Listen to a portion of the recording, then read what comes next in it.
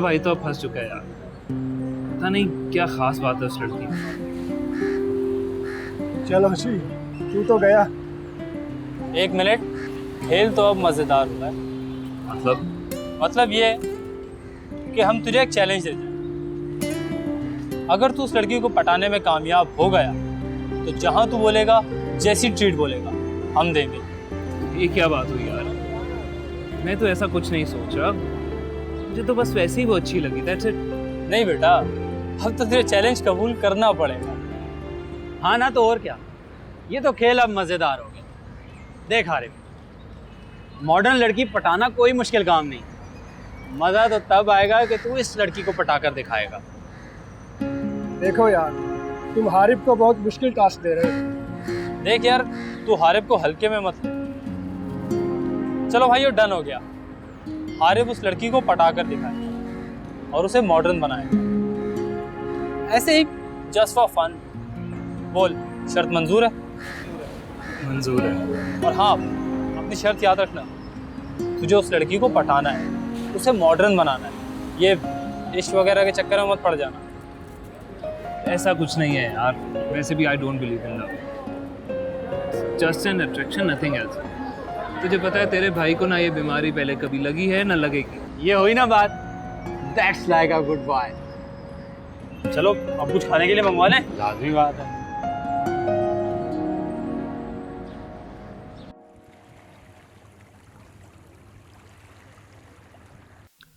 अच्छा, प्रेजेंटेशन मैंने तैयार कर दी है, टेबल पर रेडी हो गया, आप उसको जाके सबमिट। Hello everyone. हेलो। ठीक है, नहीं, लंबी उम्र है तुम्हारे जी बाद में कर लेंगे। चलो ठीक है, क्लाइंट को जाके कर लेंगे।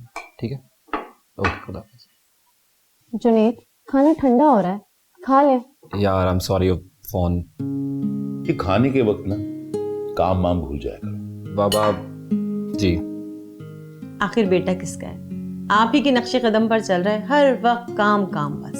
बिल्कुल सही कहा मामा आपने।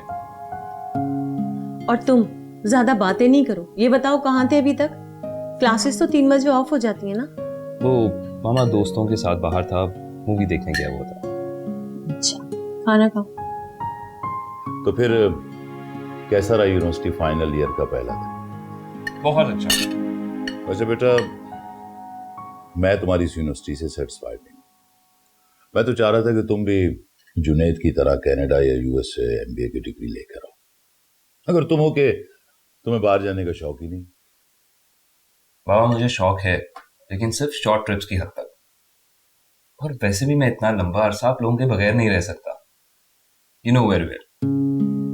देखा आपने, कितना अच्छा बच्चा है हमारा। I am proud of you my son. अब जल्दी से तुम अपनी पढ़ाई पूरी करो और अपने बाबा और भाई के साथ बिजनेस संभालो, फिर मैं तुम्हारे लिए। फिर आप मेरे लिए चांद सी दुल्हन लेकर आएंगी। Am I right? शरीर कहेंगे, खाना खाओ। अरे भाई, इतनी जल्दी भी क्या? पहले उसे अपने पाँव पे खड़ा होने दो, हो जाएगी शादी भी। माँ हूं ना, टिपिकल मदर। अपनी जिंदगी में अपने बेटे की खुशियों और पोते पोतियों को हंसते खेलते देखना चाहती हूँ।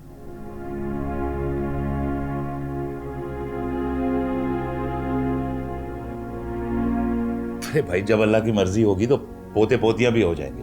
डोंट वरी, पहले तो उस बच्चे को संभालिए जो आपके सामने बैठा है। तौबा है, वाकई आप किसी बच्चे से कम नहीं है। अब देखिए ना, हर वो चीज खा रहे हैं जिससे आपको डॉक्टर ने मना किया था। अरे बेगम, छोटी सी जिंदगी खुल के जीनी चाहिए। खाना खाओ।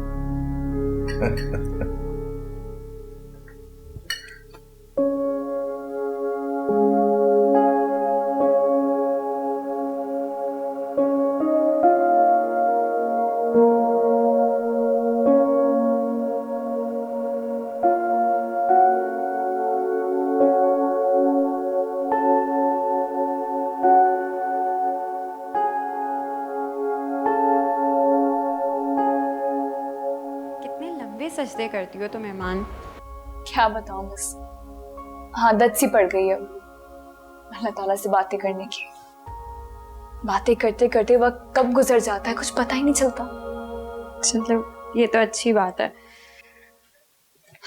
तुम बहुत मुख्तलिफ लड़की हो ईमान, हालांकि तुम्हें कुछ ही अरसा हुआ है यहाँ आए हुए, लेकिन ऐसा लगता है हम बचपन से साथ रह रहे हैं और बहने हो। एक अजीब सी अपनायत हो गई है तुम्हारे साथ। Thank you so much. वैसे खुश नसीब तो मैं हूँ कि मुझे तुम जैसी दोस्त मिली है। अच्छा सब छोड़ो, ये बताओ आज तुम्हारी यूनिवर्सिटी का पहला दिन कैसा रहा? बहुत अच्छा। अच्छा, चलो ये तो अच्छी बात है। वैसे जिंदगी भी कितनी अजीब होती है ना, कहाँ तुम फैशन डिजाइनर बन रही थी और अब कहाँ तुम साइकोलॉजी पढ़ रही हो। तुम जानती हो खुशबक, मुझे अभी भी फैशन डिजाइनिंग पढ़ने का बहुत शौक है, इसलिए तो मैंने मैडम सीनम की बुटीक में जॉब कर ली। और जहां तक बात रही साइकोलॉजी पढ़ने की, तो उसका शौक मुझे डॉक्टर ज़ारा को देखकर हुआ।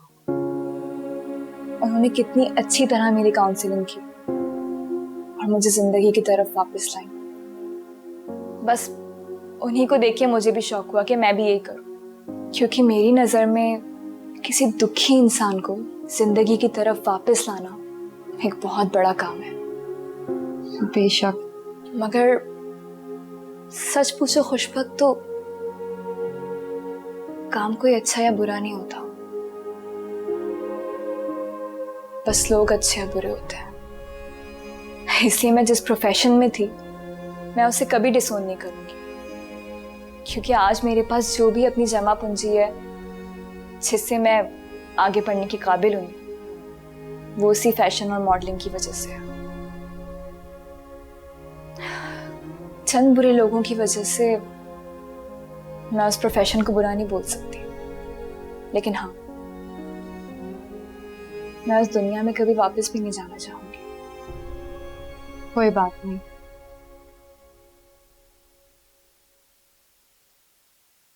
कहते हैं जो भी होता है अच्छे के लिए होता है, किसी को नहीं पता होता कि उसके नसीब में आखिर क्या लिखा है।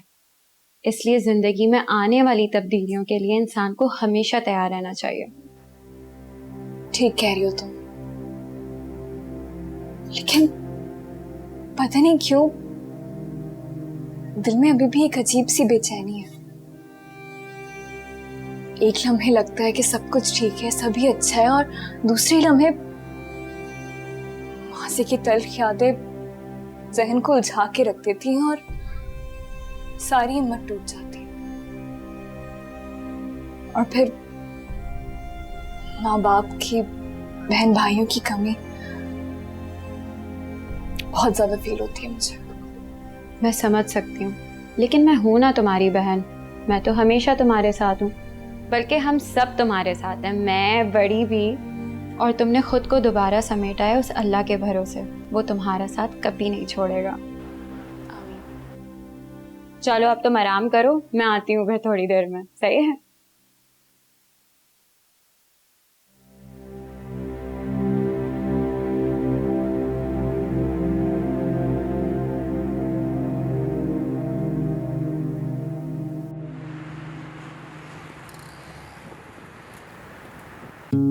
Good morning sir. Good morning, बैठें। जी क्या हाल चाल है स्टूडेंट्स, ठीक ठाक हैं आप लोग? जी तो स्टूडेंट्स, आज हम पढ़ेंगे स्किज़ोफ्रेनिया के बारे में, एक ऐसी बीमारी जो डिप्रेशन और एंजाइटी का नेक्स्ट लेवल है। लिहाजा इस बीमारी को स्टडी करने से पहले हमें डिप्रेशन, उसके सिम्टम्स, उसके रीजंस और इसके रिएक्शंस के बारे में भी जानना पड़ेगा। आपने अपने इर्द गिर्द डिप्रेशन के शिकार बहुत से अफराद को देखा होगा, जो आपके फ्रेंड्स भी हो सकते हैं या आपके फैमिली सर्कल में भी हो सकते हैं। डिप्रेशन और एंजाइटी के शिकार पेशेंट्स अपने मसाइल से जान छुड़ाने के लिए शॉर्टकट्स की तलाश में रहते हैं, जिन्हें हम टेम्पररी एस्केप्स कहते हैं, जैसे कि ड्रग्स या फिर सेल्फ हार्म, खुद को नुकसान पहुंचाना,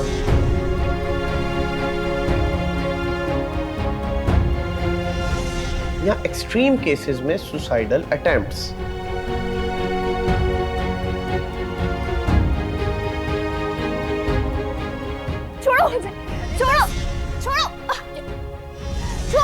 सर यस सर, ये डिप्रेशन कंट्रोल कैसे किया जा सकता है? Very good question. खुशी, सुकून और इत्मीनान से। ये तीन चीजें कभी कभार इंसान के लिए रोटी, कपड़ा और मकान से भी ज्यादा इंपॉर्टेंट हो जाती हैं। क्योंकि जिस तरह इंसान को फिजिकली जिंदा रहने के लिए ऑक्सीजन और खाने पीने की जरूरत है, इसी तरह मेंटली नॉर्मल रहने के लिए खुशी, सुकून और इत्मीनान बहुत जरूरी है। ये तीनों चीजें इकट्ठी मिल जाएं तो बनती है एक्सटेसी। और इस एक्सटेसी यानी सच्ची खुशी की इंतहा को हम लोग महंगी महंगी गोलियों की शक्ल में खरीदते हैं। कितने अजीब है ना हम लोग। अब सर। जी ईमान। सर ये एक्सटेसी मतलब सच्ची खुशी की इंतहा ये इंसान को कैसे मिल सकती है? बहुत आसान है।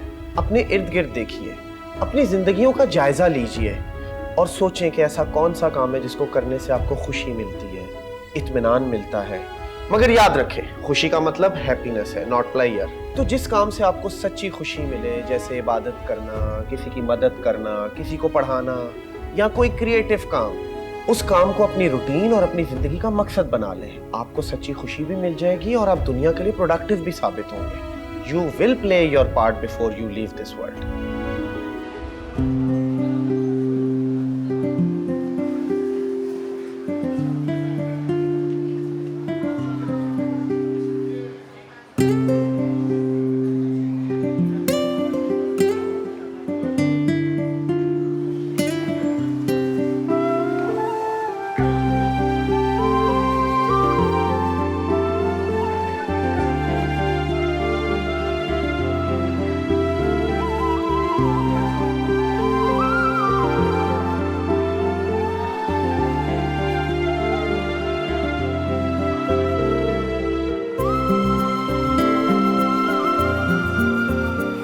Okay students, class is over. इस टॉपिक को हम फर्दर कल डिस्कस करेंगे। Any questions? Okay, take your time. खुदा हाफिज।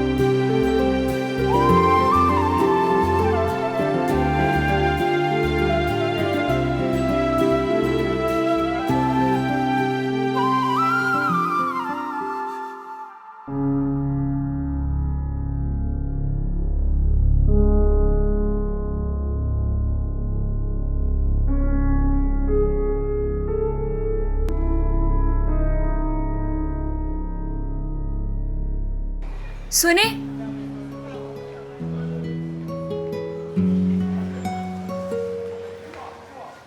हेलो, मैं आपसे बात कर रही हूँ। जी? आप मुसलसल मेरा पीछा कर रहे हैं। मुझे बेवकूफ मत समझिएगा। मैं कब से नोटिस कर रही हूँ आपको। यानी आप भी मेरा पीछा कर रही हैं? क्या? आई एम सॉरी, वो एक्चुअली क्या है ना, मेरी एक गर्लफ्रेंड थी। 2 साल पहले मेरा और उसका ब्रेकअप हो गया था। तो आपकी उससे शक्ल बहुत मिल रही थी, मुझे लगा कि शायद आप वो हैं, बस इसीलिए। एक्सक्यूज मी, मैं वो नहीं हूँ जो आप मुझे समझ रहे हैं। और प्लीज आइंदा मेरा पीछा करने की कोशिश मत करिएगा, वरना आप जानते हैं कि आज की औरत कमजोर नहीं है। जी, आप जो कह रही हैं बिल्कुल ठीक कह रही हैं। बस मुझे तो आप मेरी वो लगी थी, मेरी कोई गलत इंटेंशंस नहीं है। सॉरी।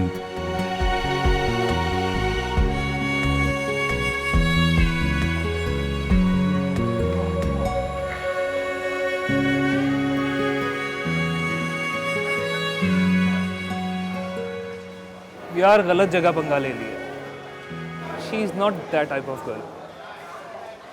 यही तो चैलेंज है मेरे भाई। ऐसी लड़की को तो मॉडर्न बनाना है। उसको पता भी चल गया कि मैं उसका पीछा कर रहा हूँ। What? Really? Now that's interesting. जी, और उसने मुझे रोका और पूछा कि मैं उसका पीछा क्यों कर रहा हूँ। ना कर, फिर थप्पड़ तो नहीं पड़ा? मैंने भी उसे झूठ बोल के कहा कि मेरी एक गर्लफ्रेंड थी जिससे मेरा 2 साल पहले ब्रेकअप हो गया था और मुझे लगा कि आप वो हैं। लेकिन यार मेरे ख्याल से मुझे उसको तंग नहीं करना चाहिए। Let's end up this game. No way my friend, असल खेल तो अब शुरू हुई। देख, अगर तू चैलेंज पूरा नहीं कर सकता तो बोल दे, मैं चैलेंज पूरा करके दिखा दूँ। शट अप यार, हम यहाँ पढ़ने आते हैं, ये क्या हरकतें हैं? ओए होए, देखो तो फिर इसके अंदर का जेंटलमैन जाग रहा है। Whatever. लेकिन ये अलग बात है कि उस लड़की में कुछ बात है।